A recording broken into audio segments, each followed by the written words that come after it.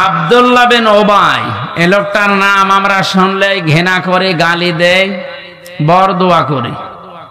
অথচ ওর জীবনী পুরা পড়ে দেখেছি, পুরা জীবনে শুধু একটা ভুল ছিল। কয়টা? এখন তো নবীজির মতো নামাজ পড়তো, তাও রসুলের পেছনে, বিশ্ব নবীর সাথে রোজা রাখতো, ইফতারি করতো, ওর দাড়ি ছিল নবীর মতো, জুব্বা ছিল নবীর মতো, পাগড়ি ছিল নবীর মতো, দস্তরখানা বিছিয়ে খাবার খেত। আল্লাহর নবী একদিন শুধু বায়ান করতে বলেছিলেন, আল্লাহর কাছে দুইটা নাম প্রিয়, একটা আব্দুল্লাহ আর একটা আব্দুর রহমান। এ কথা শোনার পরে পেছন দিক থেকে উঠে গিয়ে নিজের ছেলেকে ডাক দিয়ে বলছে, তোর নাম আজকে থেকে আব্দুল্লাহ। ওনার বাবার নাম যা ছিল পাল্টিয়ে দিয়েছে আব্দুল্লাহ। নাতি ছেলে ছিল, সেটার নামও দিয়েছে আব্দুল্লাহ, নিজের নামও পাল্টিয়ে দিয়েছে আব্দুল্লাহ। আপনি দেখেন, শুধু আব্দুল্লাহর ছড়াছড়ি কি শুনেছিল। রাসূলুল্লাহ বলেছিলেন আল্লাহর কাছে প্রিয় নাম আব্দুল্লাহ। এই কারণে আমি যে কথা বলছি, এখান থেকে শিক্ষা নেবেন। নবীজির কথা শোনার পরে লোকটা মানার মন মানসিকতা কম ছিল আমাদের চাইতে, না বেশি ছিল? কি আগ্রহ নিয়ে সব পাল্টিয়ে ফেলেছে। লোকটা যখন মারা গেছে, তার ছেলে ছোট্ট নবীজির কাছে যে বলে, হে রাসূল, আমার বাবা মারা গেছে। নবীজি বললেন, কে তুমি?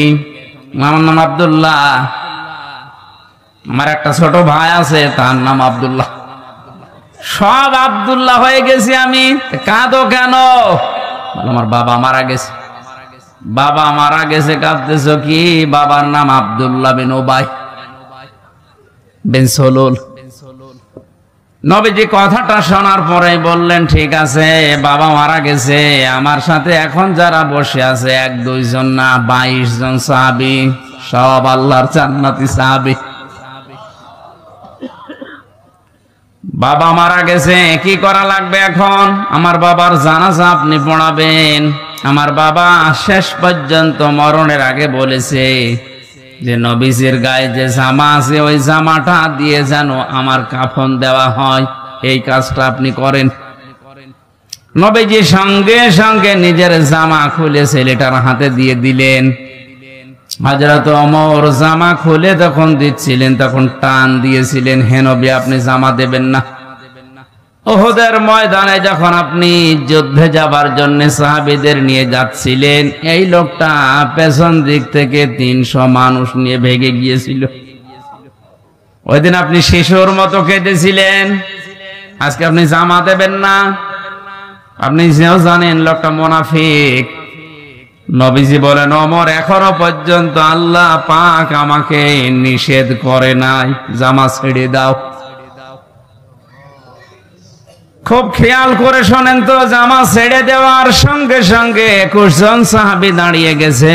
হযরত ওমর বসা ছিলেন, বসায় আছে, উনি আর ওঠে না। প্রথমটা ছিল, আপনি আমার বাবার জানাজা পড়াবেন। নবীজি বললেন, যাও, লাশ তৈরি করো, ব্যবস্থা করো, আমি আসতেছি। 21 জনকে নিয়ে নবী গেলেন। হযরত ওমর কিন্তু জায়গায় বসে আছে, উনি যাননি। জানাজা প্রস্তুতি হয়ে গেছে, নবীজি দাঁড়াবেন। হঠাৎ জিবরাইল এসে বলে, হে নবী, নামাজ থামান, ইস্তাগফির লাহুম আও লা তাস্তাগফির লাহুম ইন তাস্তাগফির লাহুম 70 মাররাতান। তাফসিরে হাক্কানিতে আছে, তাফসিরে ফি জিলালিল কোরআনে আছে। এ পর্যন্ত বলার পরে ফেরেশতা থেমে গেছে। ফরিদপুরবাসী, বিবেক যদি থাকে আপনার, আমি কিন্তু হেদায়েতের নিয়তে কথা বলছি, ভালোভাবে শোনেন। 70 মাররাতান পর্যন্ত বলার পরে ফেরেশতা থেমে গেছে, আর বলে না। হে নবী, আপনি এই লোকটার জানাজা পড়িয়ে, জানাজা মানে দোয়া করা, জানাজা মানে এই লোকটার জন্য দোয়া করবেন, ক্ষমা চাবেন আল্লাহর কাছে। এইরকম লোকের জন্য ক্ষমা চান আর না চান সমান হবে। আপনি যদি এরকম মানুষের জন্য ৭০ বার ক্ষমা চান, আল্লাহ ক্ষমা করবে না। এখানে কিন্তু কা শব্দটা নেই, হোম আছে, জমির, এটা বহুবচন। শুধুমাত্র আব্দুল্লাহ ইবনে উবাইয়ের জন্য আয়াতটা নাযিল হয়নি, কিয়ামত পর্যন্ত এর চরিত্রে যারা চরিত্রবান হবে তারা ওই আয়াতের শামিল। এই জন্য হোম দিয়েছেন আল্লাহ। আপনি যদি ৭০ বার দোয়া করেন আল্লাহ কবুল করবে না, মাফ করবে না। নবীজি মনে মনে সিদ্ধান্ত নিলেন, আল্লাহ ৭০ বার তুমি ডাক দিয়েছো যে ৭০ বার বললে মাফ হবে না, আমি এই লোকটার জন্য ৭১ বার দোয়া করব। কতবার? ৭০ বারে যদি মাফ না হয় ৭১ বার করলে তো মাফ হবে, কারণ তুমি ৭১ বার তো বলনি। নবীজি প্রস্তুতি নিচ্ছিলেন, হঠাৎ জিবরাইল আয়াতের পরবর্তী অংশটা নাযিল করলেন, ফালাইয়াগফিরাল্লাহু লাহুম। যারা আরবি গ্রামার বোঝে, ফা শব্দটার পরে লান আছে, মজারের আগে লান আসলে অর্থ হয় কখনোই হবে না। শুধু হবে না তা না, এটা বর্তমান, ভবিষ্যৎ, প্রেজেন্ট, ফিউচার, দুইটা কাল নিয়ে শব্দটা আল্লাহ গঠন করেছে। এরপরে আবার হোম আছে। আল্লাহ পাক বলেন, হে নবী, এর জন্য শুধু না, এর চরিত্রে যারা দুনিয়াতে কিয়ামত পর্যন্ত আসবে, ওরাও যদি এর মতো চরিত্রবান হয়, তাদের জন্য আপনি কেন ৭০ বার না ৭১ বার না, কিয়ামত পর্যন্ত ক্ষমা চাইলেও ক্ষমা নেই। শুধু ওই লোকটার জন্য যদি হয়তো আল্লাহর কসমে আয়াত পড়তাম না, যেহেতু হোম দিয়েছে। এখন আমাদের চিন্তার বিষয় এটা যে ওর মতো চরিত্র যদি আমাদের কারো থাকে, তার কপালেও বিপদ আছে। এই লোকটার পুরা জীবনে যতটুকু আজ করলেন মিলান তো, সব জায়গায় সে রাসূলকে মেনে চলেছে। শুধু রাজনৈতিক জীবনে আল্লাহর নবীকেও আদর্শ হিসাবে মানত না। ওর আদর্শ ছিল আবু জেহেল।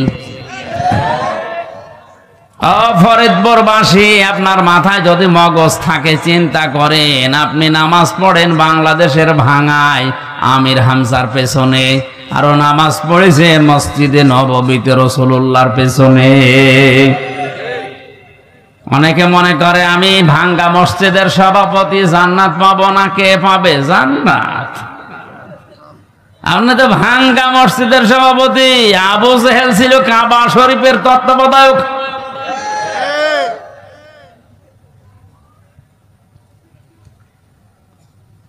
তাহলে এ লোকটার ইমান ভেঙে গেছে। এই যে 10টা কারণে মানুষের ইমান ভেঙে যায়, তার 5 নাম্বার কারণটা বলেছিলাম, আল্লাহর নবী বাদ দিয়ে অন্য কাউকে যারা আদর্শ হিসাবে মেনে নেবে, তার ইমান ভেঙে যায়, নষ্ট হয়ে যায়। এই লোকটা আবু জেহেলকে রাজনৈতিক জীবনে আদর্শ হিসাবে মানত, এই জন্য ওর জীবনের সব আল্লাহ কি করেছে? নষ্ট করে দিয়েছে। বলেন বলেন, সব শেষ। ওর ইবাদত বন্দেগী কোনো কাজে, বলেন কাজে আসে নাই, আসবেও না কিয়ামত পর্যন্ত। এই জন্য এক ফের দেওয়া আছে।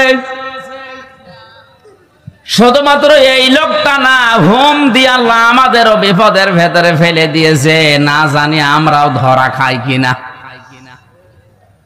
কারণ মুনাফিকের এই জার্ম যাদের ভেতরে আছে, বিশ্বনবী বাদ দিয়ে অন্য কাউকে যারা আজ আদর্শ হিসাবে মেনে জীবন চালাচ্ছেন, আপনি শিওর থাকতে পারেন আপনি জাহান্নামী।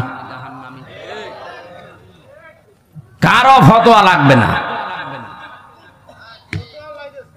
ইমাম বুখারী রাহমাতুল্লাহ আলাইহি, বুখারী লেখার আগে একটা কিতাব লিখেছিলেন আল-আদাবুল মুফরাদ, এর 6 নাম্বার হাদিসের 3 নাম্বার পয়েন্টে আছে, পৃথিবী যারা বিশ্ব নবীকে বাদ দিয়ে অন্য কাউকে আদর্শ হিসাবে গ্রহণ করেছে, সে বিনা হিসাবে বিনা বিচারে জাহান্নামী।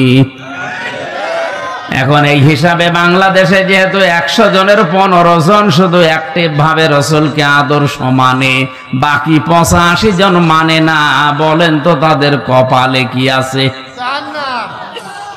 নাকি ফতোয়া আবার আকাশ থেকে নিয়ে আসা লাগবে? এটা আকাশের ফতোয়া। মুনাফিক আল্লাহর কাছে এত ঘৃণিত, এত নিকৃষ্ট, জাহান্নামে আল্লাহ যাদেরকে সাজাবে সর্বনিচে একেবারে দেবে জাহান্নামে মুনাফিকদের। ইন্নাল্লাহা জামিউল মুনাফিকিনা ওয়াল কাফিরিনা ফি জাহান্নামা জামিআ। সূরা নিসা 4 নাম্বার পারা 5 নাম্বার পারা 19 নাম্বার পৃষ্ঠার 15 নম্বর লাইনের 140 নাম্বার আয়াতের শেষের দিকে আছে। আল্লাহ পাক বলেন, অবশ্যই আমি জাহান্নামে একত্রিত করব আগে মুনাফিকদের, এরপরে কাফেরদের। আগে কাদের কথা বলেন বলেন? এটা এত ঘৃণিত আল্লাহর কাছে, ওদের একেবারে নিচে দেবে। আবু জেহেল কাফের ছিল, ওরে অত নিচে দেবে না। এখন যদি বলেন যে এই মুনাফিক এত খারাপ, এরা তৈরি হয় কোথায়? কেউ যদি এখন আমারে জিজ্ঞাসা করে, হুজুর ইহুদি কোথায় পাওয়া যায় বলেন, যান আপনি ইসরায়েলে, শুধু ইহুদি পাবেন। কি পাবেন?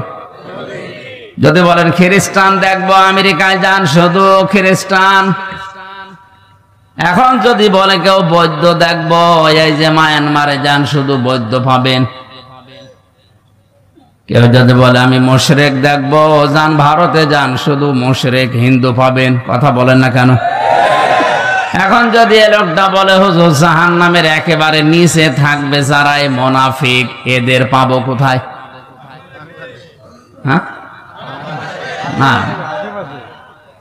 বাংলাদেশে কেন বলছেন? কারণ নবীজি ইন্তেকালের আগে জানিয়েছেন মুনাফিক এটা শুধুমাত্র তৈরি হবে কিয়ামত পর্যন্ত মুসলমানদের ভেতরে। এটা ইহুদি, খ্রিস্টান, বৌদ্ধ, হিন্দু, মাজুসি, এদের ভেতরে মুনাফিক তৈরি হয় না। ওরা সরাসরি কাফের। সরাসরি মুনাফিক তৈরি হবে শুধুমাত্র কাদের ভেতরে? যেহেতু এই দেশে 96% মুসলমান, সুতরাং এইটা থাকার সম্ভাবনা বেশি। মুনাফিকের যতগুলো চিহ্ন আছে দেখলে আপনি বুঝবেন তার ভেতরে সবচাইতে বেশি 3টা। কয়টা? মুনাফিক দেখলেই বুঝবেন আপনি, কথা বললেই মিথ্যা কথা বলে। হাদ্দাসা কাযিবা, যখন কথা বলে কি বলে? কয়েকদিন আগে চট্টগ্রাম থেকে আসার সময় এক নেতা, আমি নাম নিলাম না, আমারে বলছো হুজুর আর কত মিথ্যা কথা বলবো, আমি আর পারছি না, আমার জীবন শেষ হয়ে গেল। সকাল থেকে শুরু করে রাত 11টা 12টা পর্যন্ত শুধু মিথ্যা, আমি আর পারছি না। ধোঁকা দিয়ে মানুষকে বোকা বানিয়ে আর কত রাখবো, আমি আর পারলাম না। অথচ মুসলমান। নবীজি বললেন কথা বললে যে মিথ্যা কথা বলে, এই লোকটা কি? ও মুসলমান দাবি করে আজ আমাদের মতো মুসলমানদের ধোঁকা দিয়ে বোকা বানিয়ে রেখেছে। আমরা মনে করছি নামের আগে মোহাম্মদ আছে, নামের শেষে হুসাইন আছে, ওরা মুসলমান। মুসলমান বলে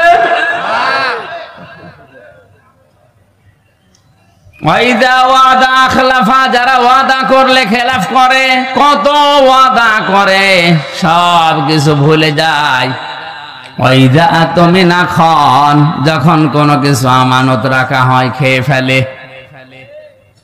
এই 3টা গুণ যাদের আছে এরা নির্ভেজাল টাটকা মুনাফিক। আর একটা গুণ আছে, যারা কথা বললে ঝগড়া যদি হয় আগে গালি দেয়। এটা তো এলাকায় গালি নেই। সেদিন একজন আইসক্রিম না যে পাঁপড় বিক্রি করে, এই লোকটা একটা ক্যাসেট লাগিয়ে দিয়েছে, 2 মহিলা গালি দিচ্ছিল, ওই গালিটা রেকর্ড করে ছেড়ে দিয়েছে। মানে প্রায় 3-4 মিনিট এমন কোন কিছু নেই যে ওর ভেতরে নেই, যত গালি আছে দুনিয়ায় সব এক জায়গায় ফিরছে। এই যে কথা বললে ঝগড়া হলে গালি দেয়, এরা মুনাফিক। এরা কারা? এরকম মুরব্বী মানুষ আমি দেখেছি, যুবক ছেলের সামনে যুবতী মেয়ের সামনে ওর মাকে গালি দিচ্ছে। আপনার কবে হোশ ফিরবে বলেন তো?